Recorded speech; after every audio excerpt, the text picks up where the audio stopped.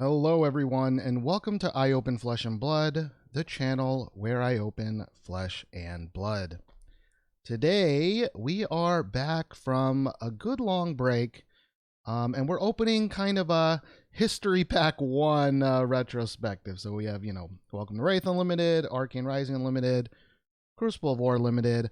I have, the plan is to open, have 4 of these episodes, because I have, of course, a case of each, but I don't know if I will do all of it, but I'm going to tell you right now, the reason I'm making this is really just so that I can talk about my thoughts on Fab, rant a lot, and, if you've never seen me, this is probably not the video you want to watch, because who cares what some random guy who opens Flesh and Blood thinks. But I'm going to talk a lot about, Fab 2.0, James White's communication, the Rudy interview, the community, like the Flesh and Blood community. I'm going to talk about a wide variety of things. It's going to get a little dirty. So I'm also going to be opening these. Really, the opening is just a means to an end. So I probably won't focus too much on the cards, but this is just my method of being able to talk to y'all. I am actually, because it's kind of a retrospective, this is the first playmat that I ever got. It's a Crucible of War playmat, because I started after Crucible of War. I forget how much this playmat cost me, because back then there weren't playmats, the brown ones that you can just buy. I think this was like a $40 or $50 playmat. I think I got it in a bundle, I think, on Channel Fireball, whom we will talk about today. But I'm going with kind of that old school look here. I have my old school very first good luck charm, my handy dandy miscut Enlightened Strike rainbow foil. It's unlimited, of course, definitely not an alpha, but we're not going to get those anymore. So, thought it was a good time to showcase that. But let's get started. I never really think of how I'm going to do all of these things when I start. But the first thing I want to talk about is Fab 2.0. And I guess what I think of Flesh and Blood going forward. I am less of a player. I do play the game, although I haven't played it in quite a while. I'm less of a player, and I'm more of a gambling addict. I really like opening, as you know. I really like the idea, the investability portion, the collectability portion of things. That's kind of my thing.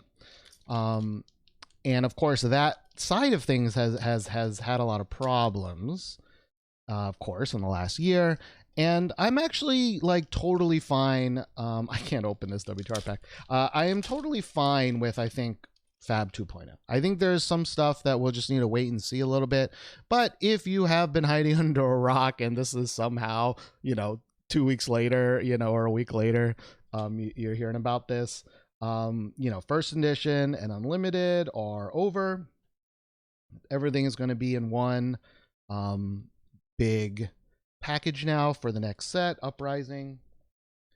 And cold foils are going to be in there, as well as rainbow foils. They're going to make cold foil legendaries and up a lot rarer, so that when you're opening a box to really hit a cold foil legendary or fable, it's going to be like really hard. Which is cool. I mean, it's a needed change. It's something that had to have happened. But what I'm really not satisfied with is why. And a lot of this rant, and it is a rant, is about the communication from LSS. Because for what is all intents and purposes a small indie company, they communicate like a big fucking company. They communicate like there's 7 walls between the community and the C-suite, and I just never understood why that happens. I think it's too late to really even change that or anything, but we've complained a lot in the last year, and communication has not gotten better. And I know what some people are going to say. They're going to say that 2.0 announcement was great communication. That was transparency. I even saw some content creators praise LSS for their transparency. And my response to that is, I don't think people understand what the fuck transparency means. All right. Transparency doesn't mean wait 6 months and then release an article where 90% of the article is about selling you a new product. That is not transparency. Okay. Transparency is about being in the moment as shit is going down, talking about why decisions are being made, thoughts of the future. It's more about thoughts. It's not about what we're going to do, what we can do necessarily. It's really about learning the thought process. And that's something that we really just don't get from James White, because if you read that Fab 2.0 article, what the main reason why they say that we need to switch from first to unlimited is that the game grew too much.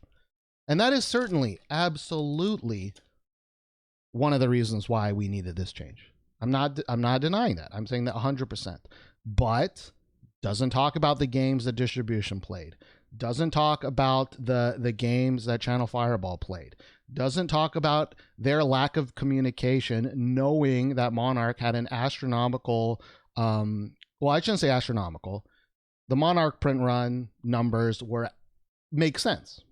There's nothing wrong with that, in my opinion. And again, since I haven't made a video in a while, they released that it was 125K, which is like 3.5x, I think, what Crucible War was. And I'm sorry, this rant is going to be all over the place. But they just don't talk about any of those things, and they don't talk about what they're going to do to change things in the future. There's no like actual retrospect. There's no actual insight into what they're thinking, what they're planning. No. It's the game is just so popular that this was never designed to work like that. And what's annoying about me personally about that answer is that if the game was successful, whether it was 1 year or 3 years, it was going to get too popular. It was going to get popular to the point where the first edition and the unlimited sets just didn't make sense, right? Like they would need to print so many first editions that it made unlimited just not as desirable. Again, a lot of that has to do with Channel Fireball cratering the unlimited market, but whatever. So like there's a lot of context there that's just not talked about, not mentioned, and it annoys me personally for people to praise something that was a glint of the Quicksilver rainbow foil. To praise something that was effectively just a marketing message. I'm not saying it's doom and gloom. I'm not saying the message was bad, because again, part of my rant later on is going to talk about the community and just how fucking annoying it is for a lot of community members to lump complaints into one big, bucket and group all legit complaints as this unreasonable, shit talking, absolutely hate that. But anyways, so that's one thing that I didn't really like. And that's compounded because, well, of two things. One was Rudy Alpha Investments released a video, and that video, whether you like Rudy or not, well, this was my assumption until I read some community takes on this, but whether you like Rudy or not, I've always felt that Rudy is a fairly honest person in what you should think of him as.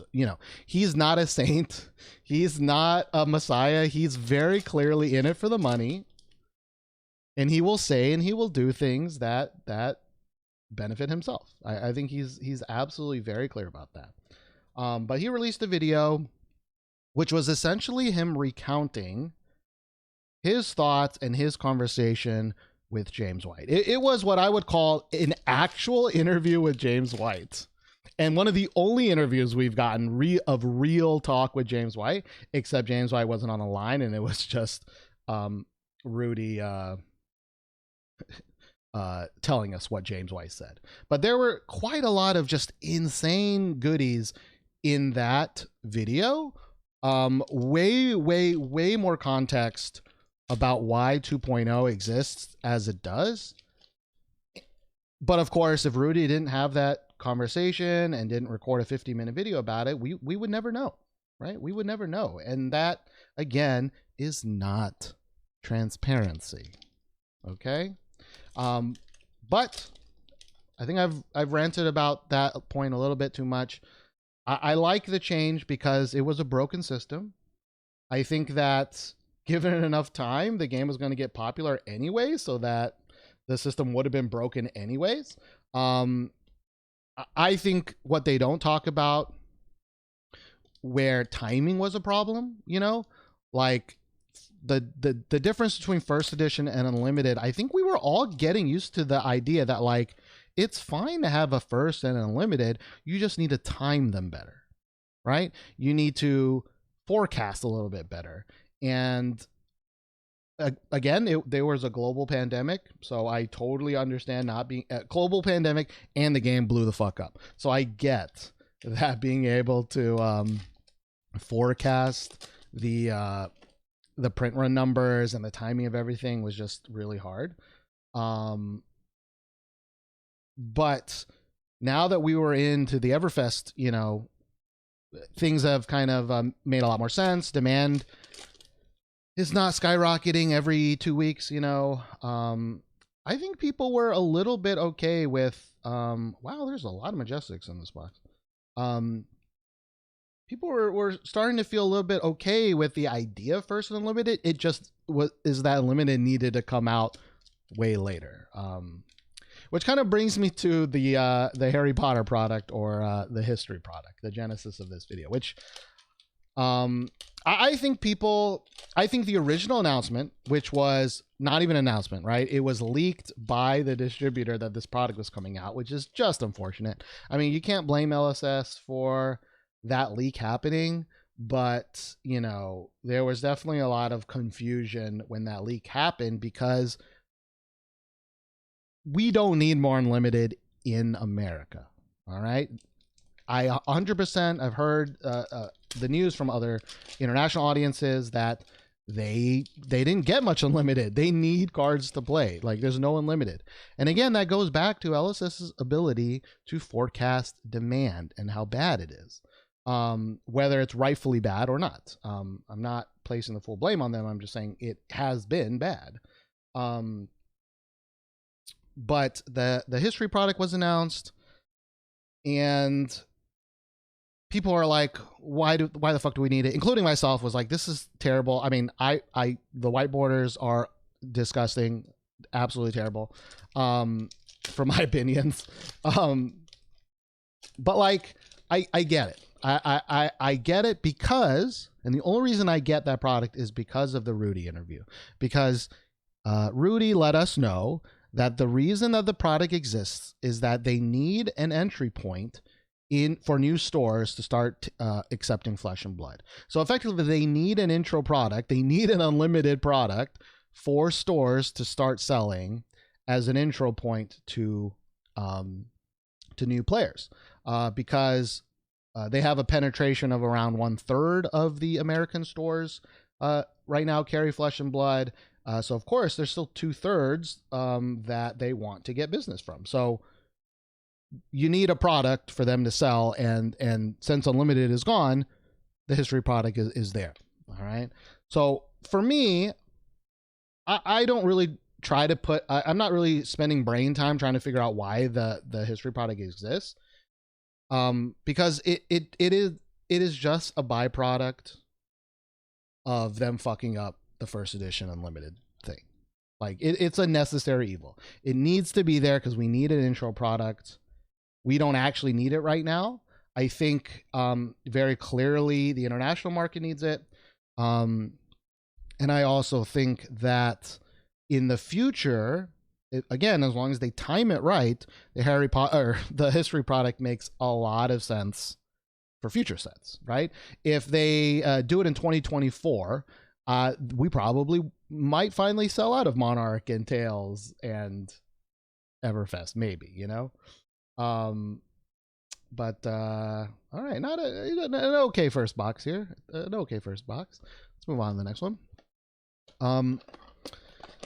But again, we would not know that just from the article. All right. You know what else we wouldn't know from the article? That it would be an insanely small US print run. Right? You as a company know that an unlimited product is not necessary, and you're going to release it, and you should be able to forecast what people might think, right? When you write an article. I don't know, that I feel like that's how your job should work. So like, why not include, again, transparency? Why not include the fact that it's going to be a very small print run? We totally understand the US market doesn't need this right now, but the international, you know, why not put that in an article? Because they're not a transparent company. That's not in their blood. They've never done that, and I don't think they ever will, because again, they're just not going to from any pieces of evidence that we've seen. Yeah, I knew starting this video, I had a lot to say, and I was like, oh my God, I'm so nervous about ranting about all of this. And right now when I'm actually doing it, it's like, man, I wish I had somebody to kind of talk to about it, you know? So it wasn't just me and all my thoughts kind of just like rushing to my brain. But that is the history product. I understand why it exists now. It's like, I think there are people trying to look for like an EV reason. Why are people going to open it?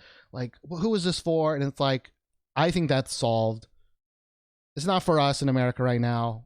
They just have to release it. It's just like a necessity for the future, right? They can't just skip History Pack 1 and then go to History Pack 2, because as I said earlier, I think History Pack 2, if they time it right, makes a lot of sense. And again, hopefully you're hearing some themes here, which is if they time it right, if they forecast right, if they do some of these things right, when historically they have had problems with that, you know? I'm also having a flashback to the last time I opened an ARC case, which I got, at least I got Legendary. I got Storm Striders, but I got 0 Command and Conquerors and I got 0 Art of War. So it was definitely a really big L. It was a really big L.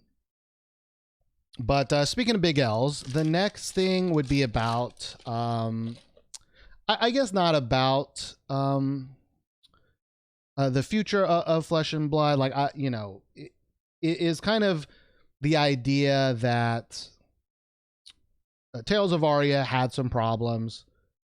As James White has said on other podcasts, they have been honest about this in a way of like, COVID really affected them very badly. That's what resulted in kind of, I think, a big crunch for Arya. And of course they say that, they've taken a oh, that's a big L. Okay, I should have said, speaking of big L, ooh, Skullbone Cross Wraps, an absolute dookie of an L. Oh man. Definitely a low roll there. Maybe we'll get another L in this, but ooh, that's a bad one. That's a bad one. That's going to be an L. That's probably like $10 when it's in the history product. But anyways, what was I going to say? Let me look at my notes, because I did make some notes. Yeah, still talking about Fab 2.0. I'm very excited about the new set. I like to open things, and being able to high roll, well, I have pretty bad luck, but the idea that I can high roll like a super rare cold fall is really nice. I really love that they're committing to more alt arts. I really hope that they do take some time and effort in creating a bunch of fun ones. they've been pretty good about it recently. Like, I really like the extended arts, or I like the real extended arts, not the fake ones, like the promo ones where the box is just a little bit transparent. I actually think those are really undesirable and not that cool. And I really do hope that they think of another alternative to that, you know? Like, I think it's okay for like promo treatments, but like there's so much more cool stuff I think that you can do for cool different versions. So I am really excited about also them labeling that as a new, you know, Marvel rarity, because weirdly enough, rarity, a lot of players are rarity blind, you know, where like, you know, the extended art majestic cold foils are like some of them are in the past, you know, like the Altar Galaxy, or again, any of the extended art majestics, like those are really, really hard to hit. But just because they don't have the L or they don't have the F on it, they're just not as desired, which I always found kind of weird given how rare a lot of those are. So I love that. I love the idea that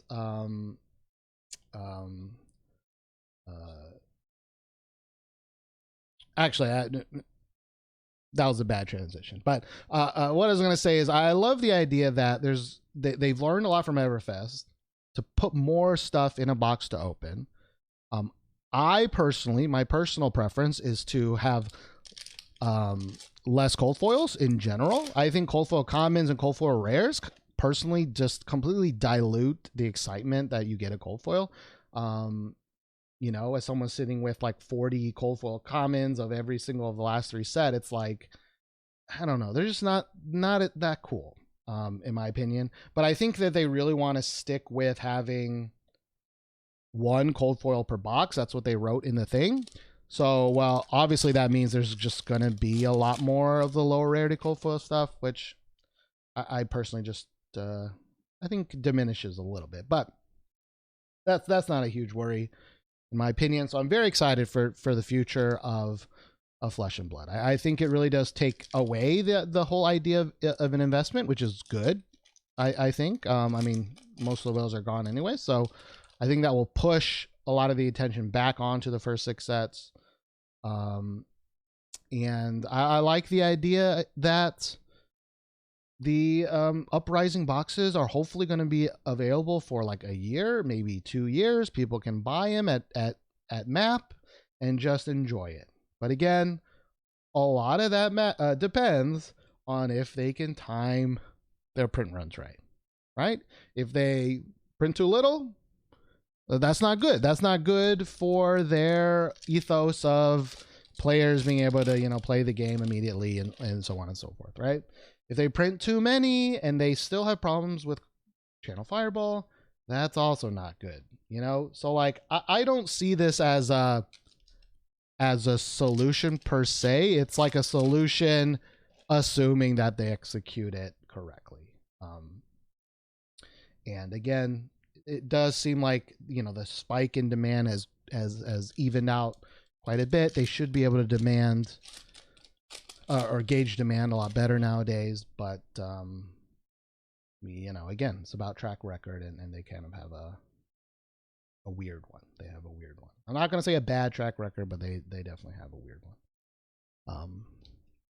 What else was in the 2.0? I know there's like some competitive stuff. I mean, people are like really excited about PvE. I fucking love PvE. I mean, the reason I even know this game existed is because I follow Team Covenant, because I play all of the LCGs, you know, the cooperative LCGs, you know, Arkham, Lord of the Rings.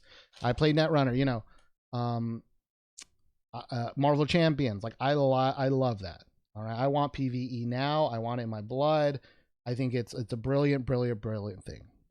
Now, do I believe that it's going to be the best thing that exists in the market? Absolutely not. Absolutely not. Like,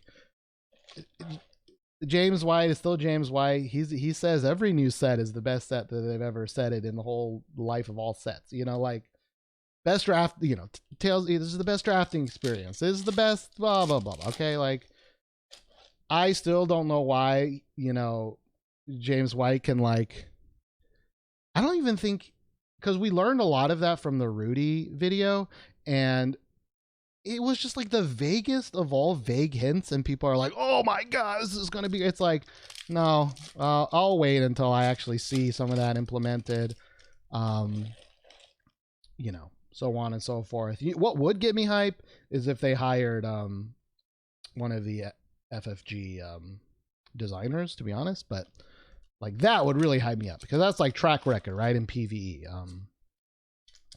But yeah, so don't really have that much to say about that. And then the competitive stuff, I just don't know too much about, so I don't really have any thoughts on that. But yeah, that's also, I really thought I'd be done by now, honestly, but that's the Arcane box. I'm really not. I think this box is a little scary, or this case, you know, getting the skull bones. Again, still no Command and Conquers or Art of Wars, but plenty of time to see. We do still have this Crucible of War opening here. So we probably have around 10 more minutes for me to rant. I don't think I'm going to make another video. I'm just going to get the whole rant done in here. The next thing that I do want to talk about is the community. Because I obviously have my biases in the content creators that I like or don't like, but there are just some dog ass fucking shit takes, okay? And these are from some credible content creators. Well, I don't say credible, I should say popular, relatively popular, you know, 1,000 subscribers or more. Like there's dog shit takes on both sides, right? There's like the dog shit takes that are just so up LSS's butthole. Like I watched multiple videos, and this is before Fab 2.0, mind you, multiple videos saying LSS did nothing wrong with Monarch. And I just don't know what you're smoking to even think that, to say that they did nothing wrong like that. That is just absolutely bonkers to me. Again, if you don't think that the deals that they made with distribution or the deals that they made with Channel Fireball is, are you saying that's not LSS? I don't know what to say to you. But like, I just want to just call out just how absolutely bonkers it is. Again, I saw a tweet saying that LSS is one of the most transparent companies. I'm like, no, they are not. I mean, no. Okay. But I think there are some like insane negative people that are also insane in their own way, of like they've done nothing right. They everything that LSS does is terrible. It's like I just don't understand why we can't live in a world where people sometimes do wrong things and they get called out, and sometimes people do good things and they get praised. Like it's not all one thing versus another. And yet, you know, 1 year later from me joining this community, the community has only gotten more fractured. And it's really sad to see. You know, like everybody's kind of like splitting off into their own discords, into their own echo chambers. You know, I hop around and I probably talk too much, and I know some people like me or tolerate me and some people fucking hate me. That whatever. But like what Fab 2.0 to me should show is that you can't give credit to James White for listening to the community, changing the direction that their company is going. You can't credit LSS for that and also discredit the people that were complaining about those things. Like, I think that's fucking horseshit, okay? You can't praise LSS for listening to feedback, but also dismiss the people that gave the feedback, okay? Because if you dismiss the people that gave the feedback, then you believe that nothing's wrong. So you can't, you should be mad at LSS for kowtowing to the complainers, okay? And that, I've seen that happening like crazy this last week. Like, again, I have my biases. I have the people that like I agree with more than others.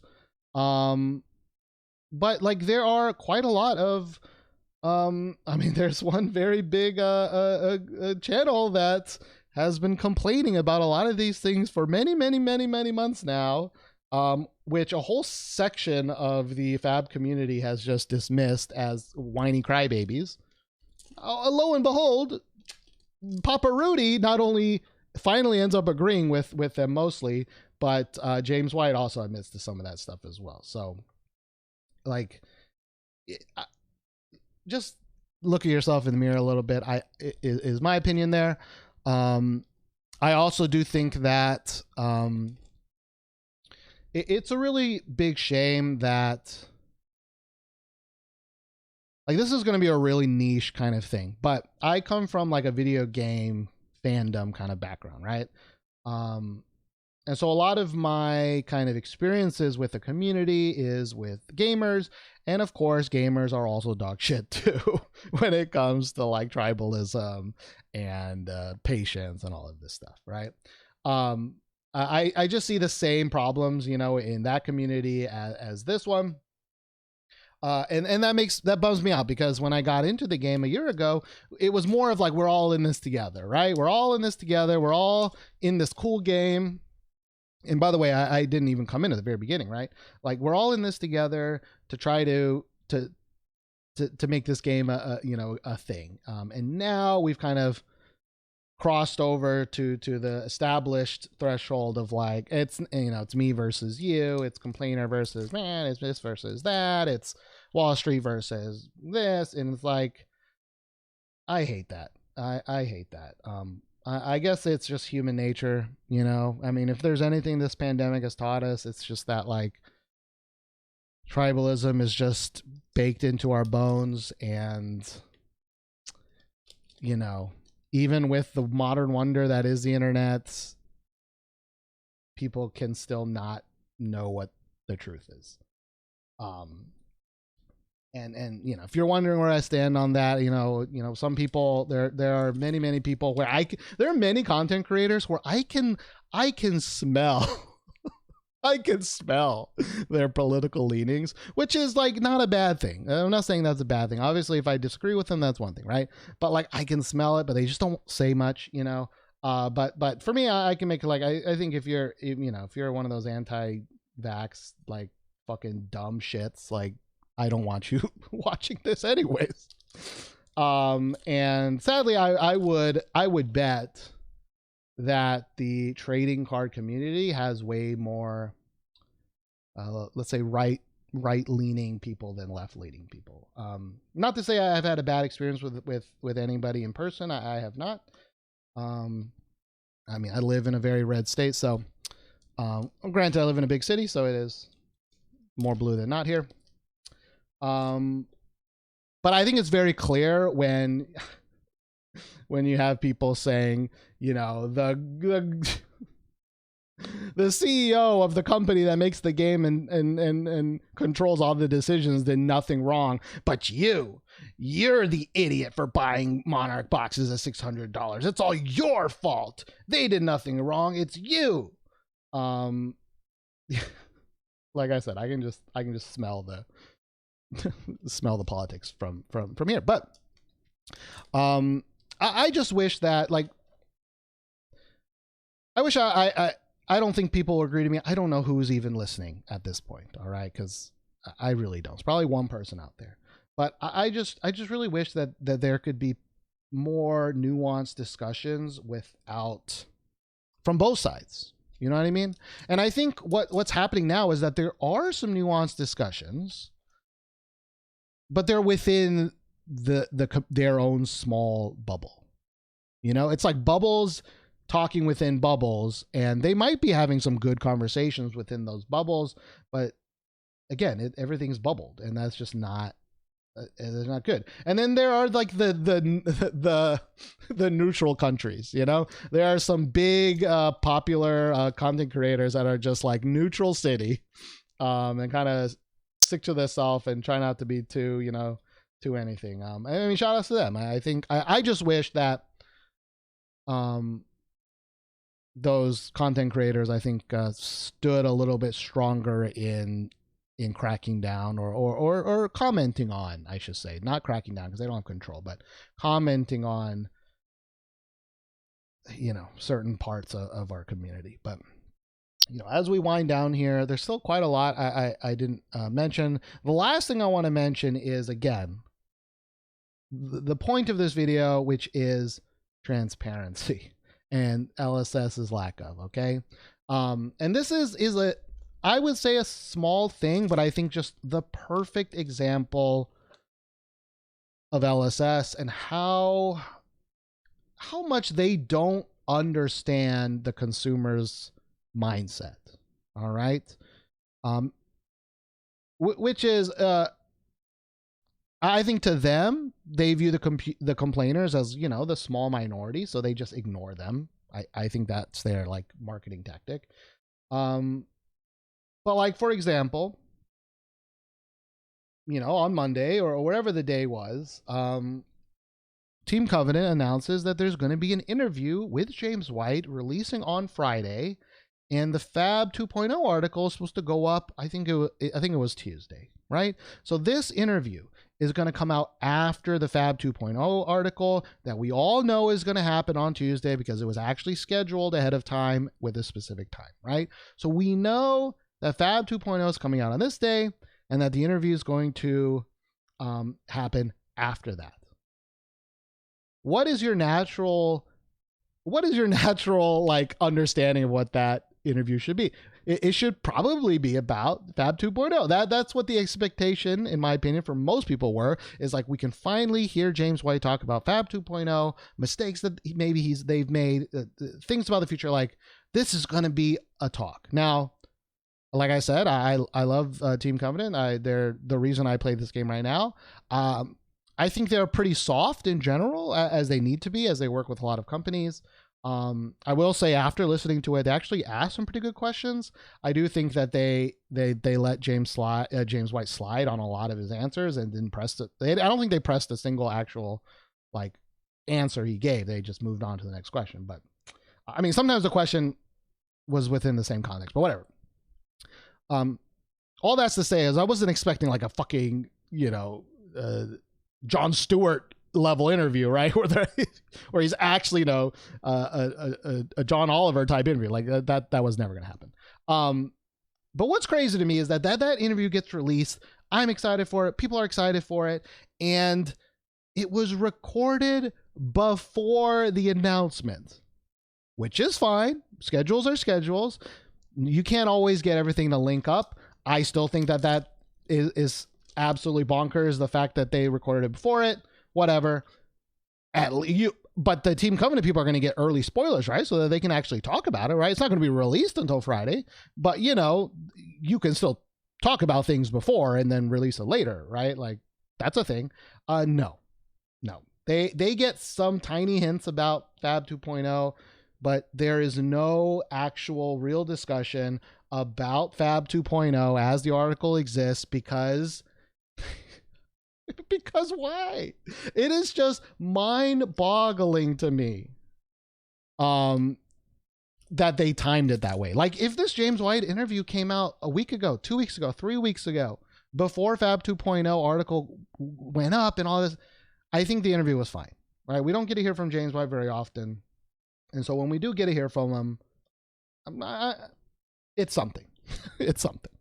But like, how ridiculous is that? Like, I feel like I'm the only one that is just so confused by that chain of events, right? Like, is there no better example of how little that they understand about expectations versus reality, right?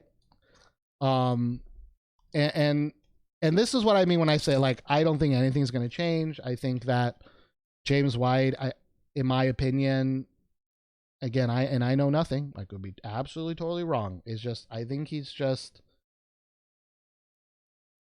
so scared. I personally, I think he's just so scared of critical feedback. And when I think of like transparent CEOs or transparent, things, again, I come from the gaming space. Like, there's people like, I don't remember his name, but like the head of Final Fantasy 14, Like that dude is so honest and so transparent with his goals, his mistakes, his everything. Like that's transparent, right? There's people like I don't know, like Ben Brode in the early days of Hearthstones, where like you could feel like you were just in a room with that man when he's talking about the game, and how honest he is about lots of decisions, right? I don't know, there's like so many like indie games as well, you know, like those are two giant corporations, right? There's Square Enix and fucking Blizzard, right? But there are like all sorts of like tiny indie developers, you know, that are always listening, always thinking, always creating, always collaborating with the community. And LSS is a small company. I mean, they're not like microscopic, you know? But like, I just don't know why I get this like Activision level of communication from them. Like you know, like again, if you are into gaming, like fucking Bungie and Battlefield, like these are giant, enormous companies that are so out of tune with what the general audience feels like. It's just so baffling to me. And I'm not saying that the James White is at the level of fucking Battlefield developers are, right? Like Flesh and Blood is still a great game, you know, for the most part. I still love a lot of things about it. It's just the kind of antagonistic, in my opinion, view that they have of the community of complainers, quote unquote. Again, grouping all complainers together. That just kind of pisses me off when people say that LSS is being transparent. But I think I'm going to end it there. I have no idea how long that was. I would say that this opening was okay. You know, I think the Crucible one, we got, you know, Rainbow Foil Breeze Rider Brutes is really cool. The Arcane Rising opening, I think was, but you know, we got that Skullbone Cross Wrap. I think it's like $30, $35, which is pretty doo-doo. Welcome to Wraith. We got 1, 2, 3, 4 Majestics in the same box, which is actually pretty crazy. But no, you know, E-Strikes, no Art of Wars, no Command and Conquers. But we got the lowest L, the lowest L of everything. We got it, y'all. So yeah, I think I'm gonna end this video here. I mean, I'm gonna upload it and I'm just gonna open the rest of these kind of on my own. But I really appreciate everybody who's listening to me. If you have your own thoughts, if you think I'm a dumb fuck, please let me know in the comments. Because I guarantee you that I will try to respond to them a little bit more introspectively than just completely ignore it. And yeah, keep in mind that this was just me ranting for 30, I don't know how many minutes it's been. I probably got some facts wrong. I probably didn't represent my opinion as well as I wanted it to.